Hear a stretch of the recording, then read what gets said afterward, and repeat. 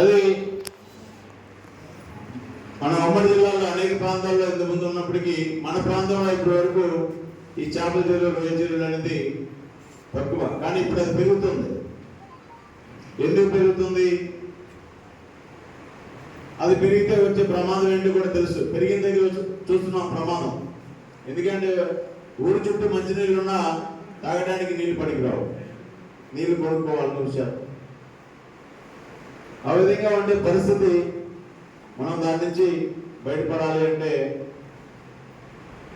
ప్రధానంగా మన వాడుతున్నటువంటి, మన పంటలకు వాడుతున్నటువంటి ఏవైతే మందులు కూడా ఇప్పుడే మన రాజుగారు చెప్పారు. ఆ పంటలకు వాడే మందులను ఏ విధంగా తగ్గించుకోవాలి, పంటలో మనం ఆర్గానిక్ వ్యవసాయం ఇప్పుడు చూడాలి అనేటటువంటిది వారు చెప్పినటువంటి విషయం.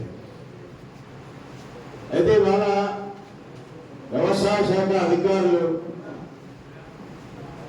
భారత ప్రభుత్వం చెప్పిన, ఆంధ్రప్రదేశ్ ప్రభుత్వం చెప్పిన నిజం చెప్పాలి అంటే రైతులకి అవగాహన కల్పించడంలో చాలా వెనకబడి ఉన్నారనేది వాస్తవం.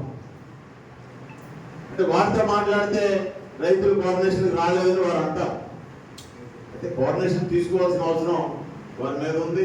గ్రామాల వారీగా ఉండేటటువంటి అగ్రికల్చర్ ఆఫీసర్, మండలాల్లో ఉండేటటువంటి వారు దాని మీద ఎక్కువ దృష్టి పెట్టి, ఇప్పుడే మన విశ్వేశ్వరరావు గారు చెప్పినట్టుగా భారత ప్రభుత్వం చాలా రోజుల క్రితం భూమికి సంబంధించినటువంటి పరీక్షలు కూడా చేయించేటటువంటి యంత్రాలు మన మధ్యలో ఉన్నాయి. కానీ మనం ఎంతమంది భూమి పరీక్షలు చేపిస్తున్నాము? ఇక్కడ ఉండేటటువంటి రైతులు ఒకసారి ఆలోచించాలి.